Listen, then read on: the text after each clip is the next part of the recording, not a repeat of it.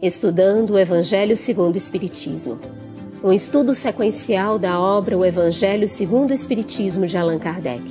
Essa é a nossa forma de transmitir esperança, conhecimento e alegria.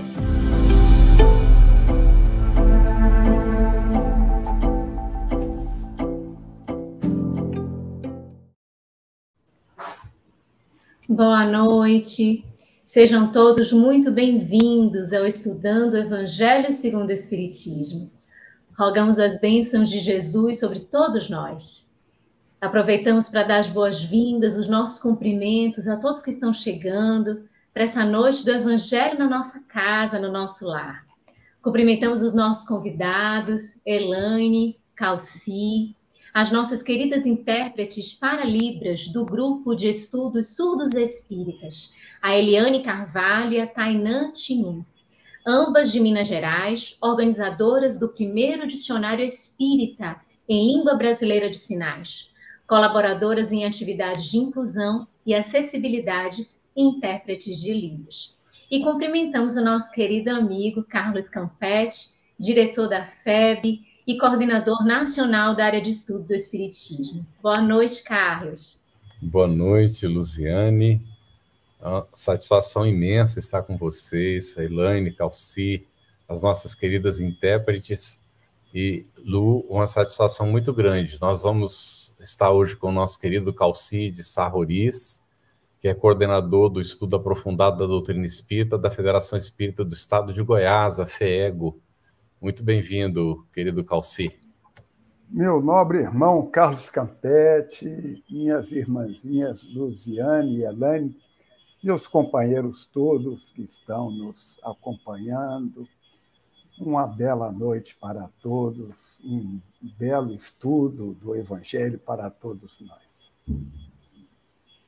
Nossa convidada também é a Elaine Cap, que participa do Centro Espírita Boa Nova, de Jaraguá do Sul, Santa Catarina, vice-presidente e coordenadora da área de União e Unificação da Sexta URI da Federação Espírita Catarinense. Boa noite, Elaine.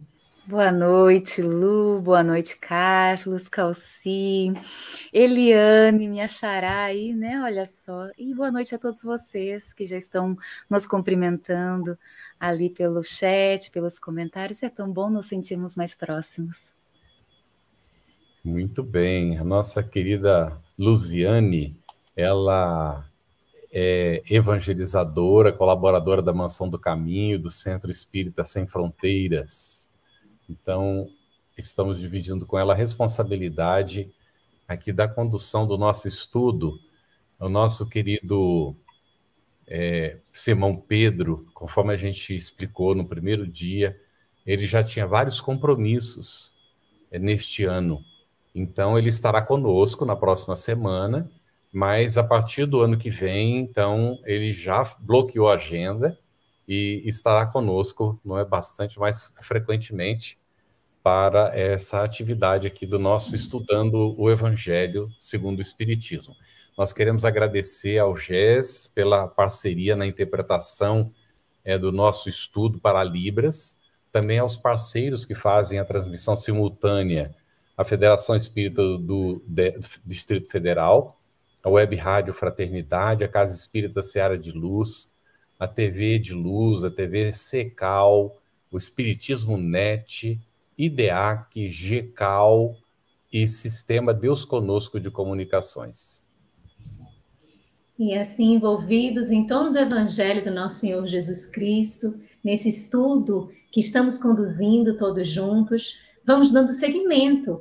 Nós já abordamos alguns trechos da introdução, o primeiro item, o objetivo da obra, depois a autoridade da doutrina espírita, o controle universal do ensino dos espíritos, e hoje as notícias históricas. Então, seguindo ainda na introdução, agora no item 3, nós gostaríamos de direcionar a primeira pergunta para o nosso querido Calci.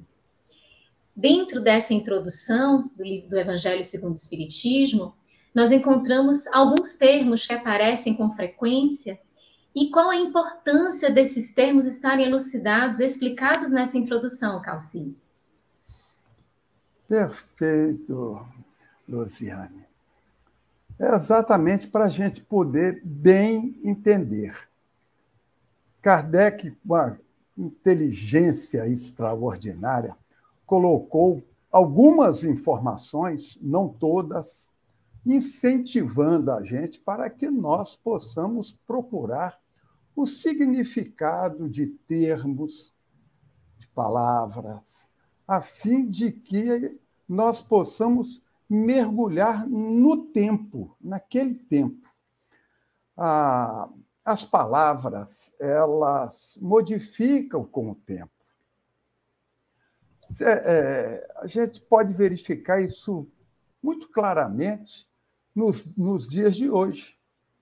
Por exemplo, se alguém diz para o outro, fulano bateu as botas, o que ele está querendo dizer? Desencarnou, faleceu, veio a óbito e outras. Não é?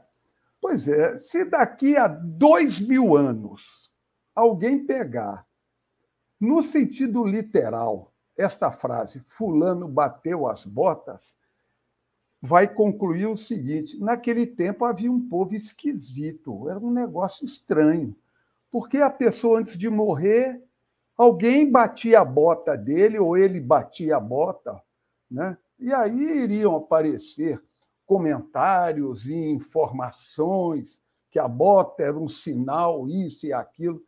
Então, Kardec coloca algumas palavras-chave para a gente, para que nós possamos mergulhar. Ele nos convida a que mergulhemos neste mundo imenso, que é o mundo do Evangelho, mas que a gente mergulhe compreendendo. Né? Você pegar um termo da época e trazer para o tempo de hoje, sem entender o que significava naquela época, geralmente sai uma interpretação muito equivocada. Vou dar um exemplozinho rápido para a gente começar aqui esse bate-papo nosso. Você imagina, se eu disser para vocês, o fulano está com os dentes cheios de gordura, o que vocês vão pensar? Que é uma pessoa que não tem muito cuidado com a higiene bucal, não é?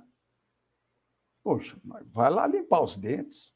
No tempo de Jesus, significava que a pessoa estava muito alegre, muito feliz. Era um termo que designava aquele que comeu muito, e comeu tanto que ficou com os dentes cheios de gordura. Quer dizer, ainda comeu carne.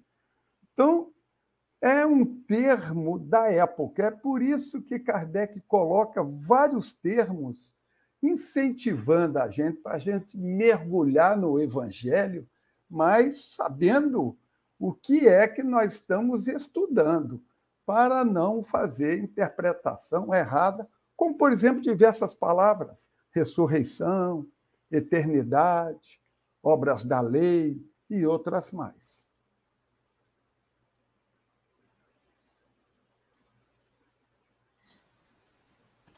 Seu microfone, Carlos. Cliquei e não abriu, desculpa. Excelente, muito bom, Calci.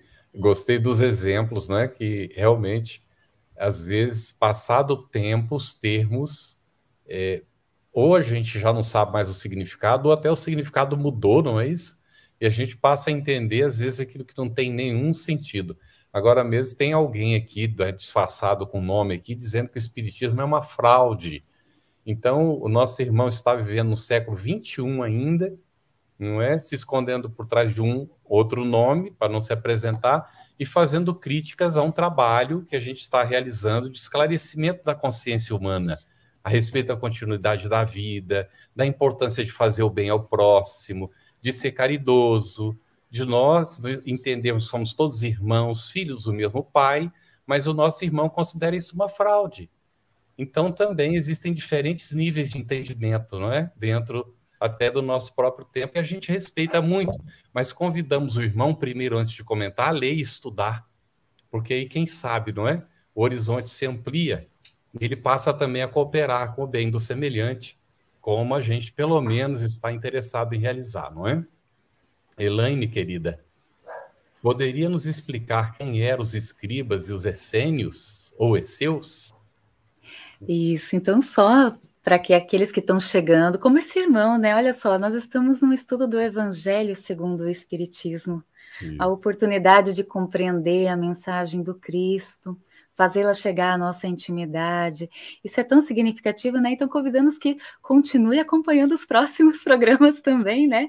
Com o tempo nós vamos entendendo, a gente vai possibilitando que a razão, a fé raciocinada nos ajude nesse processo.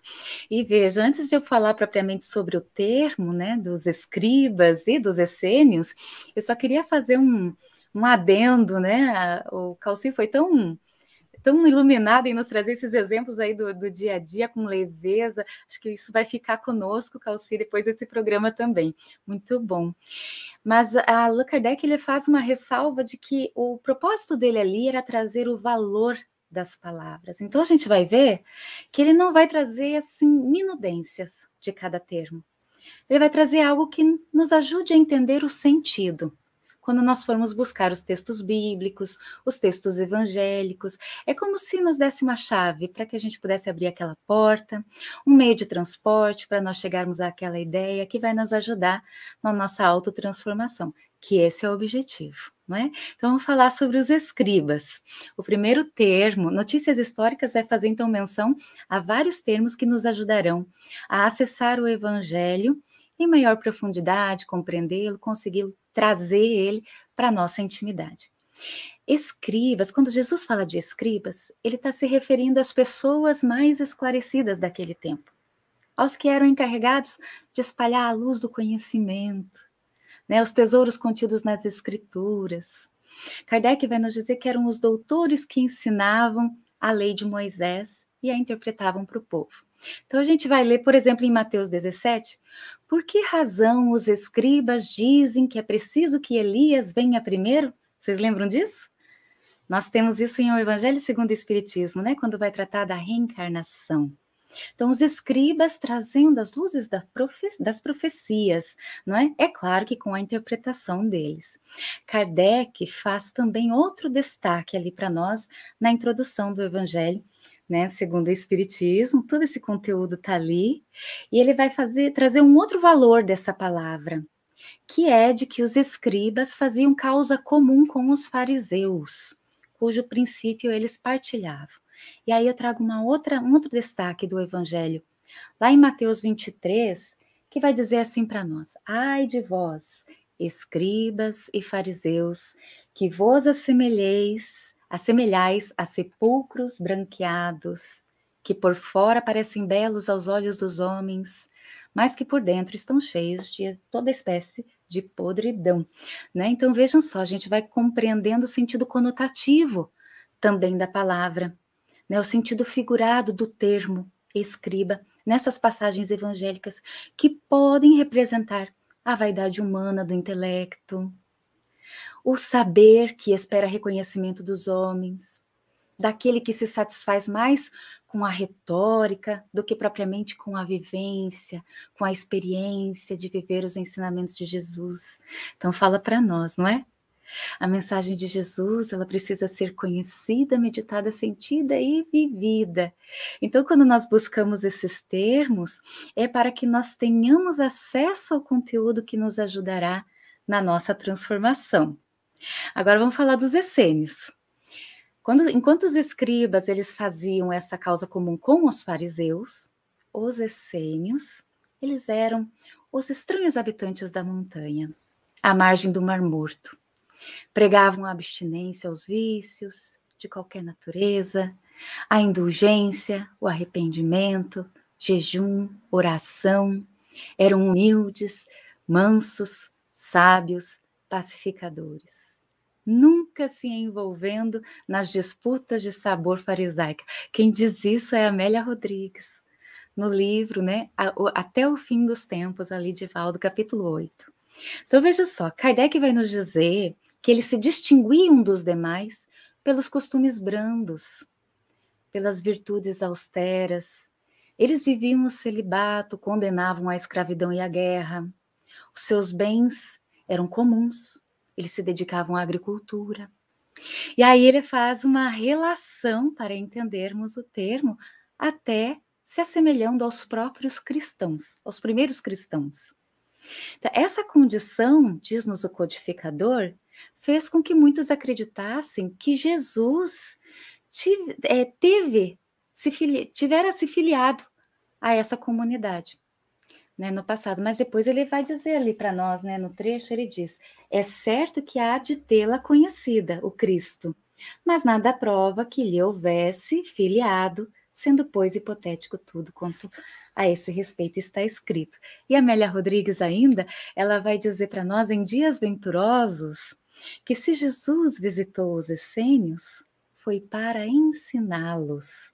Nós estamos falando do governador planetário, nosso mestre divino. Então vejam só, essênio não vai ser um termo que nós vamos encontrar ali nos versículos bíblicos. Porém, o codificador, ele fez questão de colocar para nós na introdução de O Evangelho segundo o Espiritismo. E para quê? Para que nós tenhamos uma visão mais ampla, para que nós possamos compreender a diversidade dos costumes, das comunidades, os valores da época. No livro Boa Nova, de Humberto de Campos, um livro riquíssimo para que a gente busque, né, aprofundamento, nós vamos ler lá no capítulo 19 que João vai ter, né, um encontro com um amigo essênio para perguntar para ele sobre essa questão da edificação espiritual, da intimidade com Deus, da prece.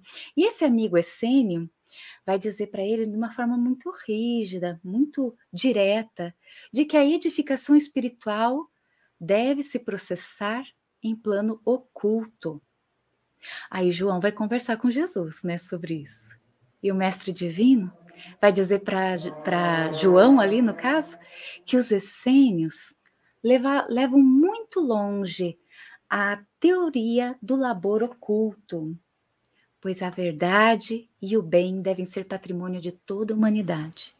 Então veja só, ele está destacando que sim, nós precisamos trabalhar a nossa intimidade, fazer esse processo de autoiluminação, de autotransformação, porém essa luz é para ser espargida, não é?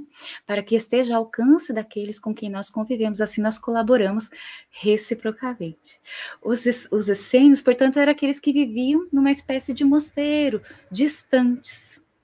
E nós somos convidados, né, em todo esse entendimento sobre os escribas e sobre os essênios, a buscar o fundo, o conteúdo que possa nos ajudar a nos enxergar nessas figuras quando lemos os versículos bíblicos. Excelente, Alane. À medida que a gente vai se aprofundando nessas palavras, nesses conceitos, nós vamos adentrando ainda mais a percepção da profundidade do Evangelho. A gente vai percebendo que as palavras elas não foram colocadas soltas, sem propósito, elas têm um sentido para nos conduzir nesse entendimento dos costumes e fazer isso que você sinalizou aí no finalzinho, fazer essa ponte entre aquela comunidade, entre aquelas diferenças e as nossas diferenças, como é que a gente está agindo diante de tudo isso. E, Calci, a gente gostaria então de saber, já uma outra nomenclatura, quem eram os fariseus? Porque a gente escuta muito falar dos fariseus, Jesus falava com uma certa frequência. Quem eram os fariseus? Talvez, minha irmãzinha Luziane, sejam os mais conhecidos hoje, não é? Porque existe até um significado atual para a palavra fariseu. Quando a gente quer dizer que uma pessoa é hipócrita, é fingida, ou exibicionista, ou que gosta de demonstrar conhecimento e tal, né? Geralmente é um fariseu. Mas não é esse exato a origem do termo. A palavra fariseu é uma palavra interessante porque ela vem ao longo do tempo, desde que esse movimento, porque foi um movimento criado de resistência à influência politeísta. O movimento farisaico, de farish, que quer dizer separados, porque a maioria toda adotou as ideias gregas e o politeísmo grego. Um grupo se rebelou e se manteve, eles se mantiveram unidos em torno do monoteísmo e foram de uma importância extraordinária.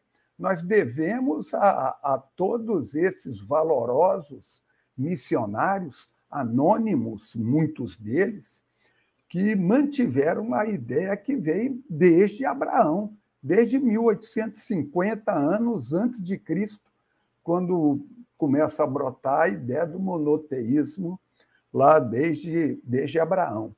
Então, foi um grupo importantíssimo dos separados. Eles se separavam porque não concordavam com os demais.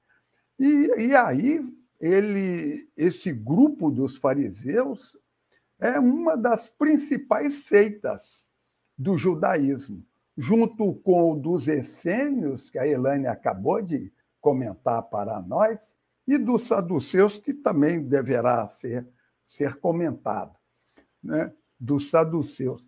3 grandes seitas. Agora, no tempo do Cristo, eles foram muito perseguidos por todos os tiranos que invadiam a região da Palestina e queriam impor os seus deuses, e tiveram a resistência dos fariseus, e, portanto, eles foram muito perseguidos. E, para se protegerem dessa perseguição, acabaram se formando num grupo, num partido.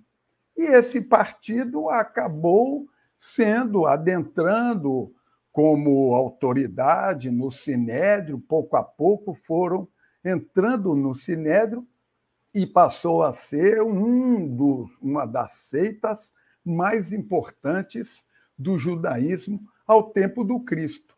Nesse tempo já bastante modificado. E é por isso que a gente verifica como Jesus lida com eles, é aquilo que Emmanuel chama de a doce energia. A energia não dispensa a doçura, mas quando é preciso ser utilizada, ela deve ser utilizada na medida em que o Cristo coloca no trato para com eles, porque Jesus chamava a atenção deles pela aparência da virtude e na realidade, não cumpriam aquilo que pregavam, que diziam que pregavam. Bom, em termos assim de diferenciação para outros grupos também, os fariseus eles tinham um entendimento diferente de outros grupos, porque eles aceitavam as escrituras. Vale dizer, naquele tempo, para deixar resumido, as escrituras a gente poderia dividir em 2 partes, a lei e os profetas. Não vamos entrar em muito detalhe. A lei e os profetas. A lei, os 5 livros atribuídos a Moisés, os 5 primeiros livros do Antigo Testamento. Como profeta, todos os demais livros que compõem o Antigo Testamento. Mas os fariseus também aceitavam a interpretação dada por doutrinaristas. Aqui chamavam de tradição. A tradição dos antigos, a tradição das escrituras. É exatamente a interpretação. Como hoje, por exemplo, você tem uma lei e há as pessoas, os doutrinaristas, que interpretam essa lei. É a interpretação de um texto legal. E os fariseus tinham muito, se vinculavam muito às discussões dos textos da lei, se apegando muito à questão aí da tradição. Então, aceitavam a imortalidade da alma, eternidade das penas e a ressurreição. Lembrando que o termo ressurreição, na época, significava o ressurgimento do espírito, seja em novo corpo, seja no mesmo corpo, seja numa mensagem, seja numa aparição, seja de qualquer forma. Tanto é assim que Paulo, quando fala que Jesus foi ressurreto para ele, Jesus apareceu numa imagem na entrada de Damasco, né? Numa imagem, inclusive, deslumbrante, sublime, em corpo espiritual. Então, eles aceitavam essas que outras seitas não compartilharam: imortalidade, eternidade das penas e ressurreição. Muito bom, Calci, excelente. Você que está em casa acompanhando, se tiver alguma pergunta relacionada com o tema, pode ir colocando aí no chat, né, da rede social que você está acompanhando. E nós temos uma aqui, que vamos fazer para a Elaine, o Calci também, se quiser comentar depois alguma coisa, é de André Luiz Polimeni, de Mesquita. Parece-nos que os judeus, não tendo aceitado Jesus, tê-lo perseguido, mudou a história da humanidade, atrasou o progresso do nosso planeta? Qual a origem de Jesus? Ele era judeu? Então tem aqui duas perguntas, né? Isso. Eu vou falar mais sobre o aspecto espiritual, aí vocês complementam também, meus queridos. Mas veja, Jesus veio implantar o reino de Deus no coração de cada criatura, de cada um de nós. Então, essa evolução do planeta depende também do nosso processo de regeneração íntimo. Nós apropriarmos dos ensinamentos que ele nos deu em toda essa travessia, né? Que inclusive dividiu o tempo em antes e depois de Cristo. Então, é aproveitar essa sabedoria, esses ensinamentos de vida eterna, para que nós possamos promover a melhora e evoluir. Assim nós estamos contribuindo com o ambiente ao nosso redor, contribuindo para o progresso do planeta também. A gente pode dizer, porque é uma pergunta muito interessante essa, qual a origem de Jesus? Ele era judeu? A gente pode responder da seguinte maneira: especificamente, não. Porque judeu era aquele que nascia na Judéia, ou aquele descendente de Judá, um dos 12 filhos de Israel. Então, especificamente, não. Né? Não seria judeu, porque ele descende de tem uma outra descendência. Então, especificamente, embora a cidade de Belém ficasse ali também na Judéia, pode-se dizer que ele seria judeu porque nasceu na região da Judéia. Então, é uma pergunta interessante que remete a várias respostas, não é? Agora, os judeus, não tendo aceitado Jesus, tê-lo perseguido, mudou a história da humanidade. Há uma programação do Cristo. E, evidentemente, que o Cristo sabia da dificuldade que teria. Até hoje, nós ainda não conseguimos viver o amai-vos uns aos outros, a gente não consegue ainda aplicar aquela síntese belíssima, amar a Deus sobre todas as coisas e ao próximo como a ti mesmo. Nós não sabemos amar nem a nós mesmos. Nós fazemos coisas contrárias a nós mesmos ainda. Então, não vamos botar a culpa em cima dos judeus. É a humanidade que ainda é rebelde e não aceita ainda as orientações que, por uma bondade imensa, o Cristo veio aqui para nos oferecer. Muito interessante, né? E não se pode, né, afirmar que, por causa disso, mudou a história. Como vocês colocaram, o Cristo cumpriu o papel, tanto é que nós temos o antes e depois, né, de Jesus Cristo. Não houve a mudança por causa da perseguição. Aquilo fazia parte do processo nosso, Então, inclusive, nós somos reencarnacionistas, não podemos falar os judeus perseguiram Jesus. Não existe isso dentro do ponto de vista espiritual, porque todos nós somos filhos de Deus. Podemos ter, não é, Calci, reencarnado judeus ou reencarnado hebreu na época, não é? Quem é que sabe por quantas encarnações, quantos povos nós passamos? Então, a gente tem que olhar essa história como nossa história. Quem de nós pode garantir que não esteve no tempo do Cristo? A gente imagina, às vezes, que não, mas a gente não tem segurança de fato, porque nós não temos a lembrança como uma bênção, não é, do esquecimento aí, para que a gente possa reiniciar os processos, aprender a amar e superar os nossos obstáculos. Então, a gente não pode fazer essa afirmativa de sendo uma responsabilidade de um povo, porque aquele foi um momento. E Jesus veio para os filhos de Israel, não apenas para os judeus, como o Calci aqui deixou claro, veio para todos os filhos de Israel. E aí a gente diz, ele veio para a humanidade, não é? Porque ele é o governador do planeta. E ele veio para nos trazer o indicativo de por onde seguir para alcançar, de fato, a nossa evolução espiritual, não é? Mas, Elaine, voltando ali, então, aos termos, não é? Dentro desse processo histórico aqui explicado por Kardec, poderíamos nos explicar quem eram os nazarenos e também quem eram os portageiros? Sim, eu vou ainda recorrer ao que está escrito no próprio Evangelho segundo o Espiritismo. E eu faço esse destaque aqui para vocês porque a gente tem todo esse conteúdo ali. E às vezes a gente pula a introdução. É importante que a gente busque, leia.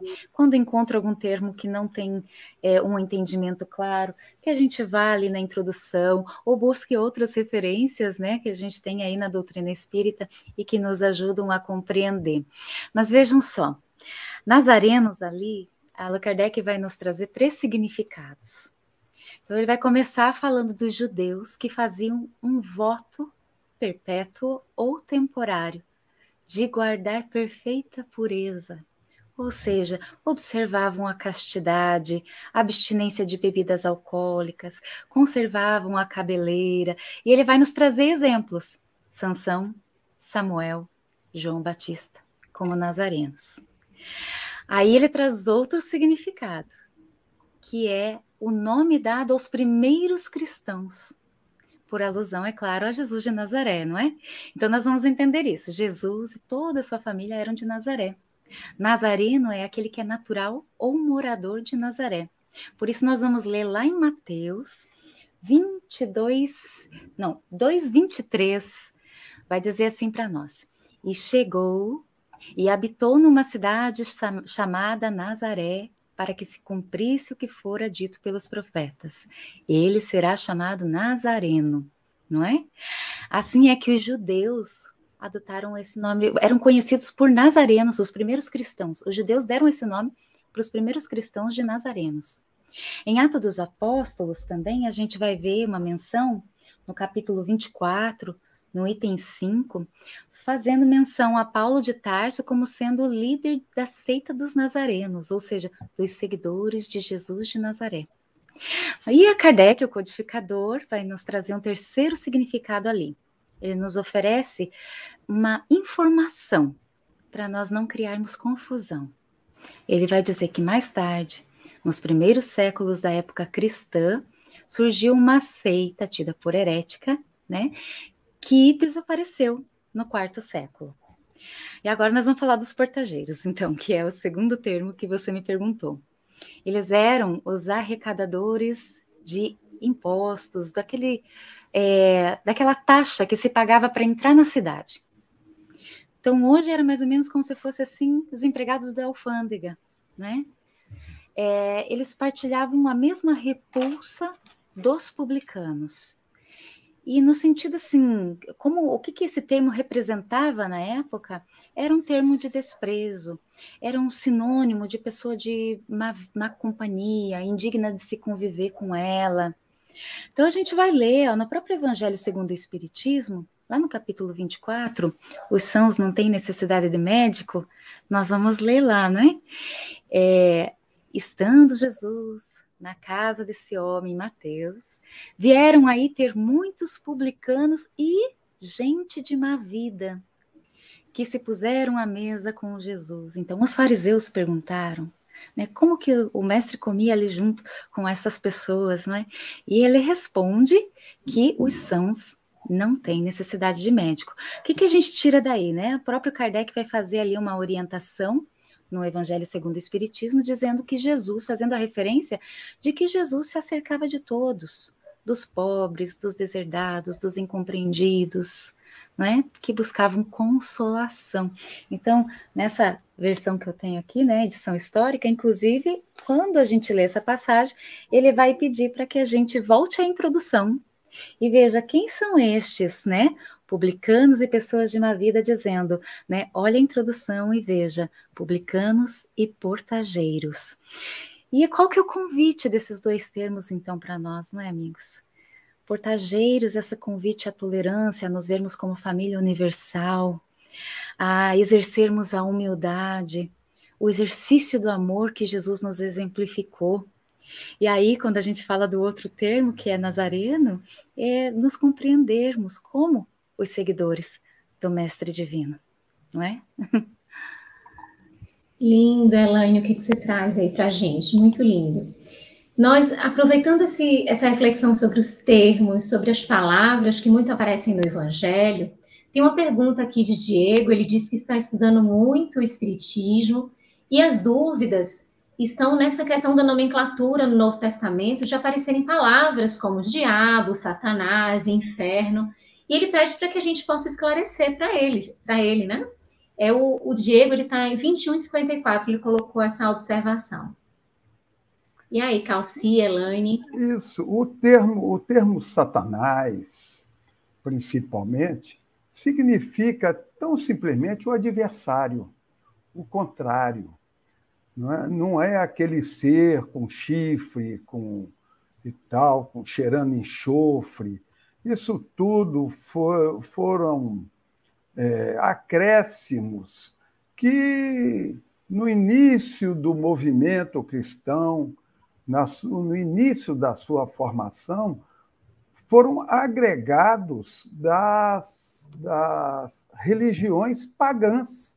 Lá tinha esses seres demoníacos, né, com um pé de bode, com chifre, e exalavam um cheiro de enxofre e tudo mais. Isso foi incorporado, era da seita dos pagãos. O Cristo fala do adversário, todo aquele que se coloca contra a predestinação divina que Deus colocou a todos nós para que nós atinjamos a perfeição, esse é, por si mesmo, Satanás de si próprio. Então, é o contrário, porque está indo contra a centelha divina que existe em cada um de nós e que nos chama, nos incentiva a que atinjamos a perfeição, como Cristo lá no Sermão do Monte, no capítulo 5, versículo 48, se não me falha a memória, sede perfeitos, como perfeito é o Pai. Então, o Satanás é simplesmente quando se age contrariamente aos desígnios de Deus e intimamente da própria criatura. Eu queria só fazer uma consideração que essa pergunta, ele disse que agora está estudando bastante o Espiritismo, né? E interessante também foi o que me chamou muita atenção no início da busca espiritual. É uma questão que nós trazemos, né? Entender se existem anjos, se existem demônios, como que é isso, céu e inferno. E assim, eu super recomendo a leitura da obra O Céu e o Inferno. É tão esclarecedora para que nós possamos compreender esses termos, vai nos ajudar a compreender a justiça divina. E é interessante aquilo também, o Rodrigo está colocando, tem um documentário da FEB TV muito interessante chamado Céu e Inferno, Mito ou Realidade. Então vale a pena, não é, ver esse documentário que vai abordar esses temas e aprofundar alguns desses conceitos. Só queria comentar que de fato, né, o diabo tem como, no grego, a palavra é Satã, que seria traduzido depois para Satanás, não é? E que o significado é esse que o Calci colocou, é o inimigo, é a antítese. E que o inimigo do espírito é o apego à matéria. Então, a grande problemática que Jesus sempre colocou para a gente, apresentando a vida futura para a gente, que é a realidade espiritual, é que o grande inimigo dessa realidade espiritual é o nosso apego à matéria. Então, também tem esse significado, não é? O Satanás como a nossa aderência às coisas do campo material, esquecendo-nos da realidade espiritual. E aqui tem duas perguntas, Lu, que estão relacionadas, que talvez possa entrar agora, antes de você fazer outra pergunta para o Calci.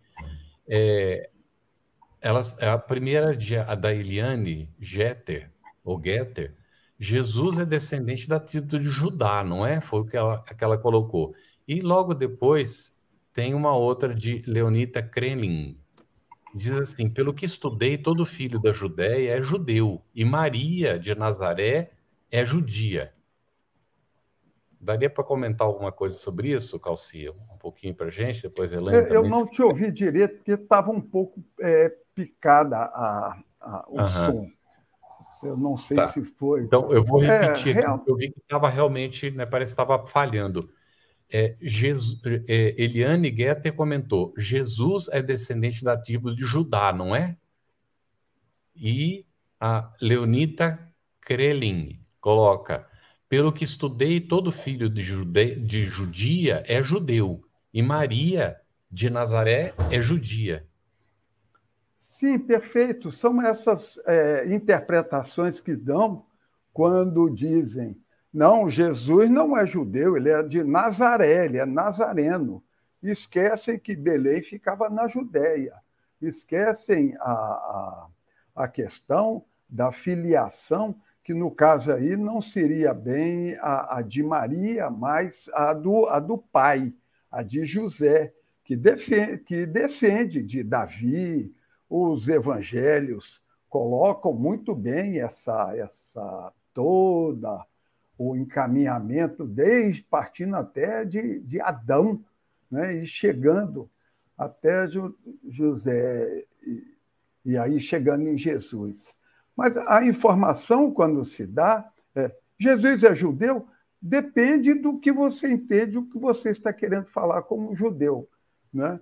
Porque se é o nascido ali na região, sim.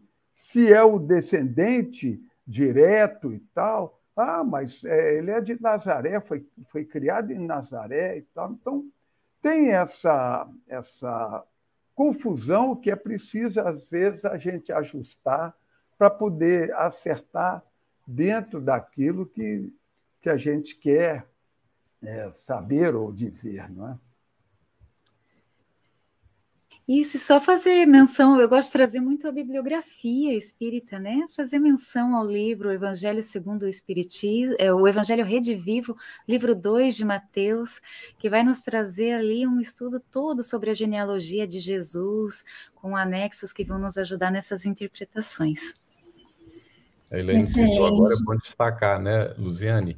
Evangelho Redivivo, quem ainda não atentou, fique atento aí quando abrir algum grupo na sua região ou que você puder agregar pela internet, vale a pena, é o primeiro programa de estudo que o Movimento Espírita lançou já na era da regeneração.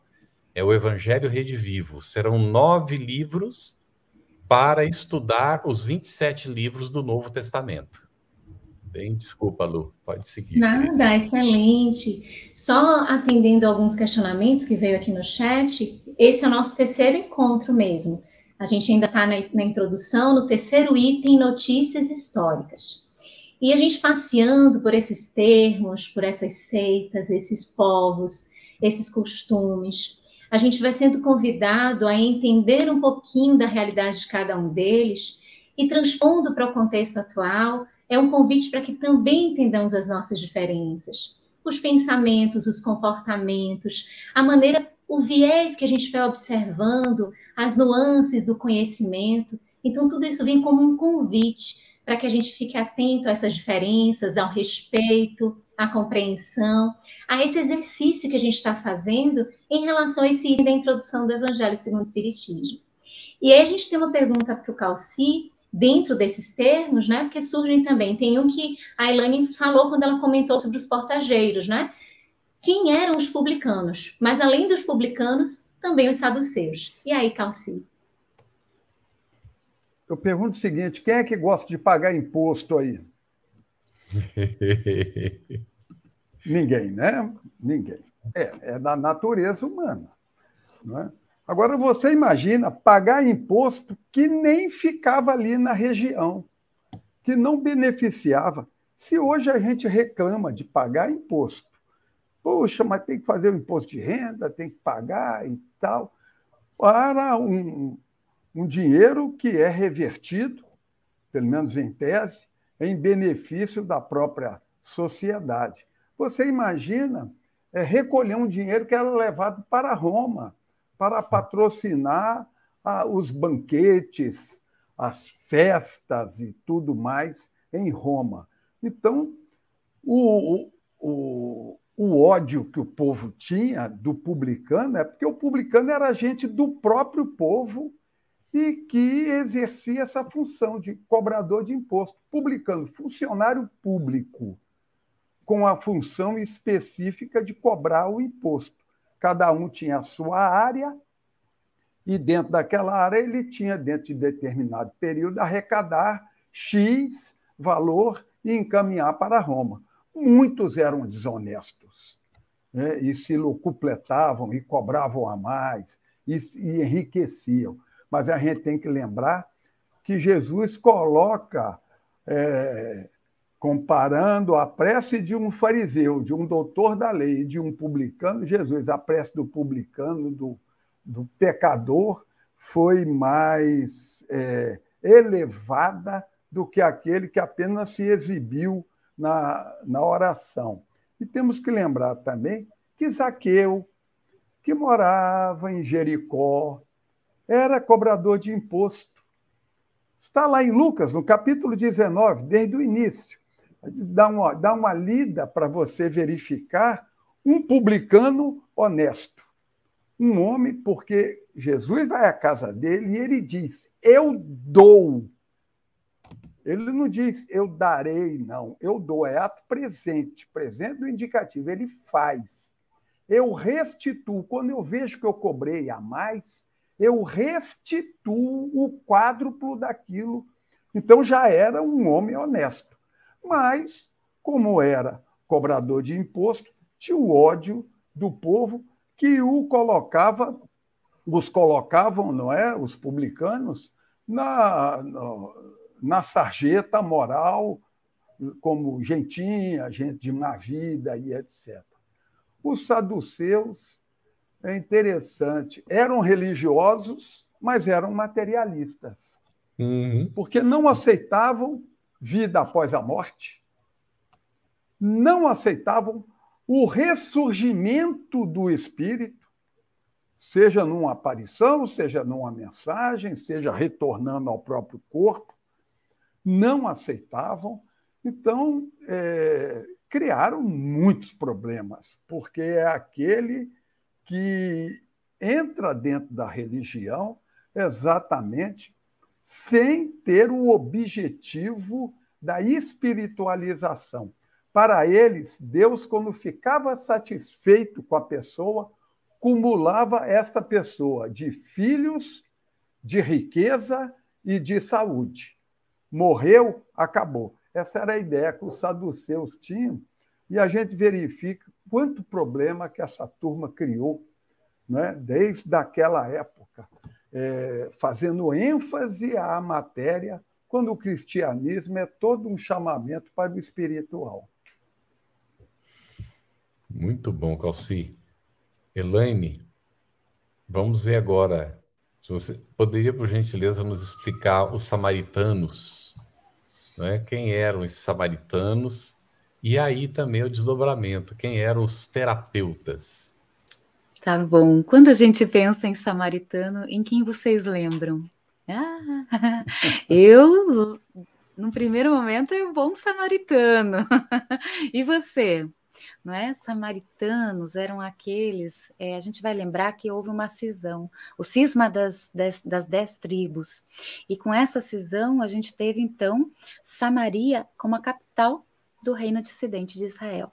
E ali, isso foi tão forte, que eles, inclusive, construíram um templo para eles, para não precisar ir até Jerusalém na celebração das festas ali de Páscoa. Não é? Nesse templo, eles acabaram adotando algumas reformas e eles ficaram exclusivamente com o Pentateuco de Moisés. Os judeus diziam que os samaritanos tinham pelos samaritanos, ou chamavam os samaritanos de heréticos, tinham por eles essa característica de heréticos. Então, o valor da palavra samaritano para nós, quando nós buscamos ali um texto evangélico, é de desprezados, de anatematizados, de perseguidos, não é? E Allan Kardec vai fazer uma analogia, inclusive, com os protestantes desse tempo. Jesus, ele, num exemplo assim de profundo amor, ele vai fazer algumas referências aos samaritanos que nos tocam o coração. Vejam só, essa foi a que eu falei para vocês do bom samaritano, em Lucas 10. Aquele que socorre o homem que caiu na mão dos ladrões. Mas tem outra, lá em Lucas 17, o leproso samaritano. É o único entre os 10 que pediram a compaixão do mestre e obtiveram a cura, que voltou ao mestre para agradecer. E aí, Emmanuel, inclusive, vai ter um texto que ele nos traz através do Chico Xavier, né? Samaritano e Nós, que ele vai falar quantos samaritanos ao nosso redor, aquele que às vezes nós rechaçamos, menosprezamos e que nos oferecem as mãos em momentos de necessidade, justamente nos convidando a essa solidariedade, ao exercício do amor, da gratidão. E o outro termo é terapeutas, né? Terapeutas é uma palavra que vem do grego, que significa cuidar, servidores de Deus, curadores, servir. Né? Aqui o termo, ele faz menção a uma ordem religiosa de pessoas que viviam no Egito e que tinham algumas características específicas, né? Eram pessoas que viviam muito sozinhas, que tinham uma restrição alimentar assim, gigantesca, uma alimentação bastante frugal, né? Comiam muito pouco, muito leve, uma vida solitária, celibatária, até de clausura, uma vida de contemplação. E isso causava um contraste, por exemplo, com a vida ativa dos essênios, quando a gente quer fazer uma comparação entre os dois. Kardec vai dizer que, do mesmo modo que os essênios, os terapeutas significam um traço de união do judaísmo e do cristianismo. Então, só para finalizar, já que a gente falou dessas características dos terapeutas, não é? Eu gostaria de lembrar as leis morais de O Livro dos Espíritos e convidá-los, né, para essa busca, que ali vai falar sobre a vida contemplativa, sobre a vida solitária, né, o celibato, as privações voluntárias, a vida de insulamento, e esse constante convite para vivermos em sociedade, para sermos úteis no meio onde nos encontramos, para conservarmos a vida, não é? Então, finalizo esses dois termos, fazendo convite para que a gente estenda, né, a nossa leitura para a obra basilar, O Livro dos Espíritos. Excelente, Elaine. Nós trazemos aqui um comentário, uma pergunta, que é do André Luiz Polimene de Mesquitas, 22 e 18. Ele pergunta assim: existe alguma explicação histórica, espiritual, para os judeus ainda estarem aguardando a vinda do Messias? E ele faz uma observação, isso jamais sem fazer juízo deste povo tão nobre.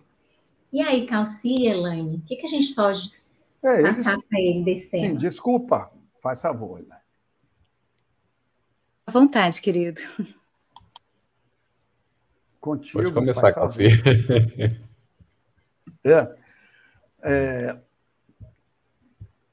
Muitos judeus consideram Jesus como um grande profeta, mas não ainda especificamente o Messias, aquele que fará renovar a glória de Jerusalém e criar a nova Jerusalém e dominando o mundo. Não é? É um pensamento que eles têm dentro, misturado muito com o nacionalismo, a religião e o nacionalismo muito agregados um com o outro. Mas a gente tem que observar, há já o grupo dos judeus que já dizem que Jesus é, sim, o Cristo, o Messias, o esperado. Então, os judeus já não, a totalidade dos judeus já não está toda fixada nessa ideia, porque já há esse pensamento de que Jesus realmente é o Messias, e a gente pode observar, nós espíritas, o imenso número de judeus, irmãos da raça judaica, e que são espíritas, né?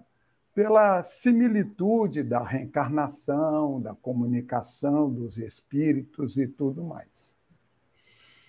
Calci me fez lembrar de Frederico Figner, do livro Voltei, ali chamado Irmão Jacó, e que se dizia o judeu reconciliado com Cristo, e que foi através do Espiritismo que ele pôde entender, de fato, a missão, não é, daquele que não era entendido por ele enquanto ele não tinha conhecido o Espiritismo, e que se tornou um trabalhador do Espiritismo impressionante, né? Vem descrever depois como é que ele chegou, sendo espírita, na realidade espiritual. Eu sempre digo assim, é o primeiro livro espírita escrito por um espírito espírita destinado ao público espírita. Voltei. Lógico que quem não é espírita pode ler. Eu conheço gente que se tornou espírita sendo católico porque leu o livro e quis aprofundar no espiritismo. Mas ele foi o primeiro realmente livro espírita que foi destinado ao público espírita, e foi escrito por um espírito espírita, não é? Ele desencarnou, ele havia prometido que escreveria, ele conta a história logo no começo do livro, é muito interessante, para a gente conhecer. E ali nós vamos observar que essa questão toda ela vai sendo superada. Conforme nós vamos avançando, nós vamos nos desprendendo e vamos compreendendo a proposta que Jesus veio trazer, que não foi de nenhuma religião sectarista, de nenhuma separação entre. Olha aqui o que foi colocado dos samaritanos, como ele era inclusivo. Olha como ele tratava as mulheres num tempo que as mulheres não eram contadas. Aí se fala dos discípulos. E quantas discípulas? Quantas mulheres o seguiram? Então, de fato, Jesus, ele vai... como é que a gente pode colocar? É o protótipo do que nós vamos ser no futuro. Quando nós conseguirmos sair do nosso egoísmo, vencer a nossa limitação e, de fato, nos integrarmos nesse propósito da lei divina, que é de fraternidade incondicional. Então, superaremos essas barreiras todas de nacionalidade, de raça, de pontos de vista. Vamos colocar assim, resumindo tudo, não é? Tem vários comentários aqui, Carlos e queridos convidados, a respeito do estudo, da excelência do estudo, a gratidão em relação a esse estudo, e o quanto é valoroso tudo isso, porque o Evangelho segundo o Espiritismo propõe o nosso autoestudo. Então, toda essa movimentação é para nos estimular, todos nós, a buscarmos esse autoestudo, esse autoencontro através do Evangelho de Jesus. E a gente vai chegando ao finalzinho, né, do programa. A gente tem aqui a pergunta para o Calci, que é o termo sinagoga, que a gente encontra também nessa introdução. Qual o seu significado? Tem o mesmo significado de templo? Sim, sim. Templo e sinagoga, hoje, para nós, é a mesma coisa. Seria uma diferença, assim, como a gente dissesse, nos referindo aos nossos queridos irmãos católicos. Basílica e igreja. Basílica é uma igreja mais importante, é onde reside o bispo, o arcebispo e tudo mais. A igreja, geralmente, ela é onde o padre celebra a sua missa, faz todo o seu trabalho com a sua dignidade. Agora, no tempo de Jesus, sinagoga e templo tinha uma diferença abissal. Porque quando se falava templo, queria falar aquele construído por Salomão lá na Judéia. E é aquele que eles queriam que todos fossem para lá. A Elaine deu um passeio bonito com a gente aí, mostrando essa informação e essa disputa entre irmãos judeus e samaritanos, que também eram provindos do povo hebreu, também eram da mesma família, né, hebraica. Então, o templo, na época, é o templo de Salomão. Havia sinagogas, sim, em vários lugares, mas não com, por exemplo, o local santo dos santos. Só no templo lá de Jerusalém é que tinham essas divisões.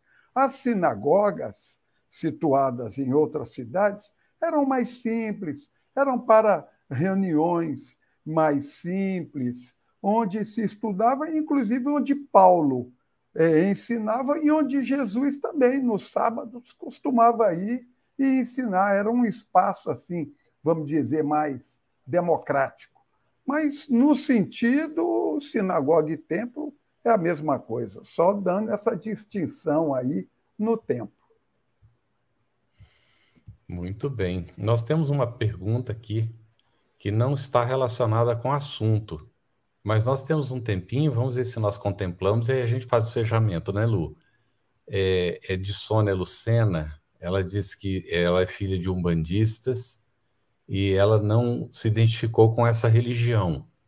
Ela sente muito interesse pelo espiritismo e ela gostaria de saber qual a diferença entre, aí no caso, não é, o umbandismo e o espiritismo.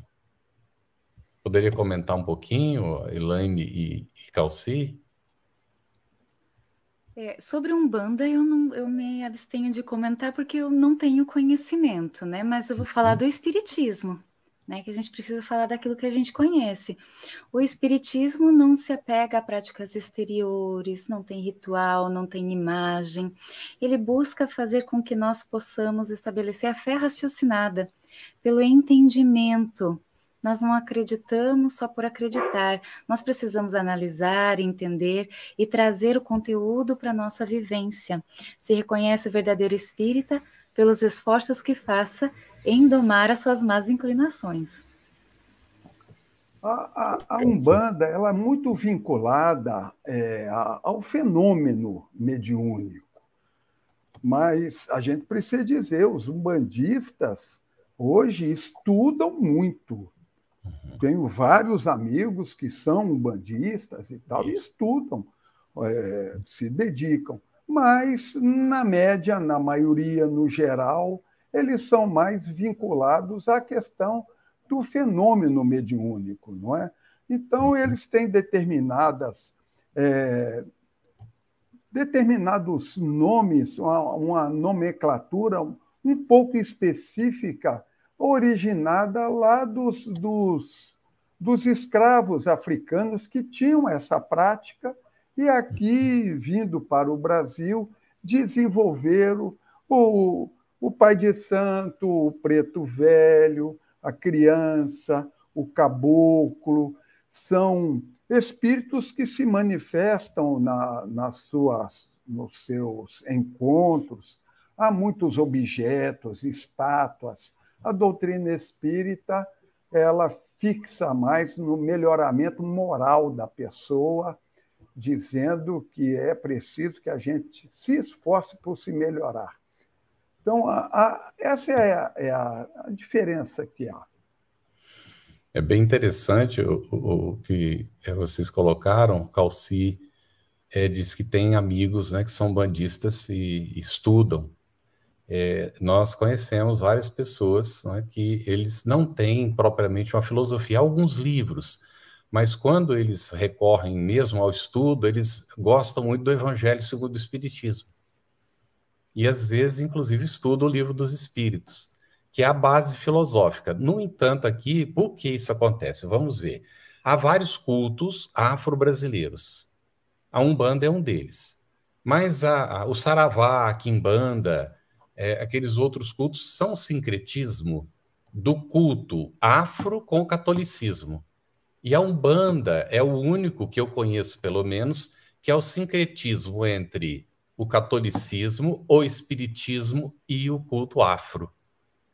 Então, de alguma maneira, a Umbanda tem uma certa ligação com o espiritismo nesse sentido. Mas, como o Calci disse, com a priorização do fenômeno. Mas há realmente, né, interessados no estudo e recorrem ao espiritismo. A palavra Umbanda, aliás, tem um significado interessante. É uma só religião. Umbanda, uma só religião. E o propósito deles é bom, não é um propósito ruim. Então, nós temos muito respeito pela Umbanda, como temos respeito a todos os cultos. No entanto, como o Calci deixou claro, o espiritismo, ele não prioriza o fenômeno.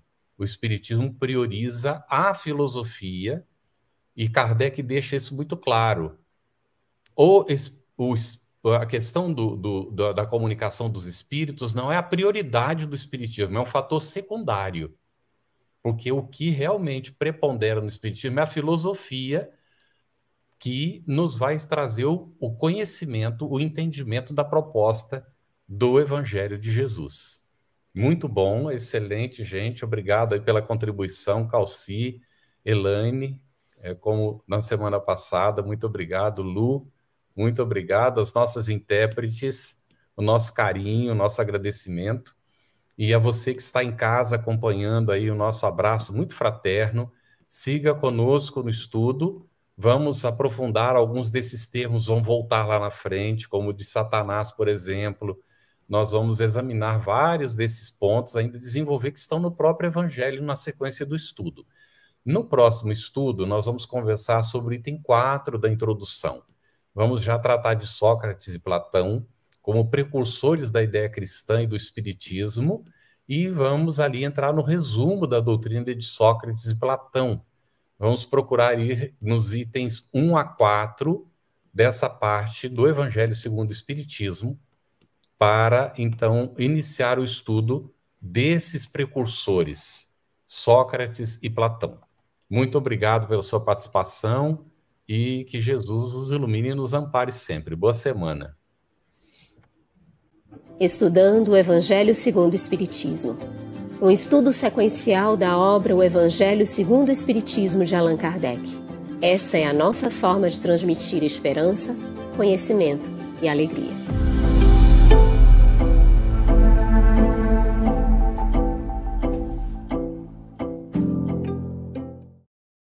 Aproveitando a minha expressão de gratidão, dizer que tu continues a participar, colaborando tanto quanto possível, para que esta proposta de amor e de paz continue a celebrar a vida por mais longos anos, porque a necessidade do mundo é impiedosa, crescente. E nós não podemos, que vivemos o bem, ficarmos ociosos, parados e contemplando, achando que Deus vem fazer aquilo que nós precisamos fazer. Minha gratidão, o meu abraço e o meu terno convite para que continuamos juntos com a FEB TV no ar, brilhando luz.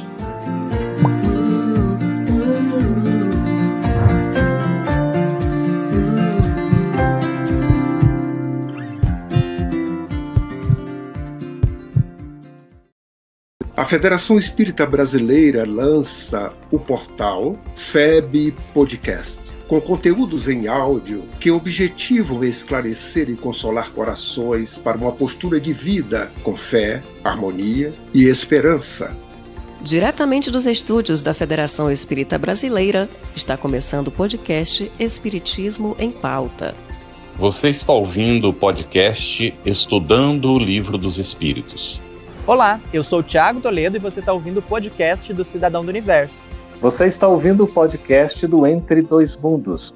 Você está ouvindo o podcast do Gostinho de Leitura. Estudando o Livro dos Médiuns. Olá, eu sou a Marina Miranda e você está ouvindo o podcast Minha Nada Mole Encarnação. Essa é a nossa forma de transmitir esperança, conhecimento e alegria.